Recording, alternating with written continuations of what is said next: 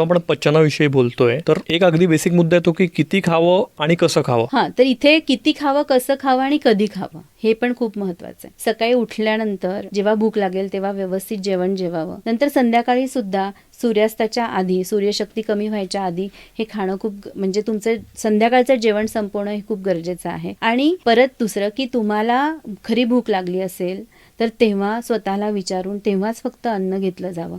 इथे तुम्हाला एक सांगू निरंजन की मला आपल्यापेक्षा ना खरं पाहिलं तर प्राणी आणि पक्षी खूप हुशार आहेत, कारण त्यांना बरोबर कळतं की मी किती खावं. जर तुम्ही खूप सारे दाणे टाका पक्ष्यांसाठी, ते सगळे नाही संपवत. बऱ्याच वेळा तिथे उरलेले असतात दाणे, कारण का की त्यांच्या पोटापुरतं जेवढं त्यांना गरजेचं आहे ना तेवढंच ते खातात.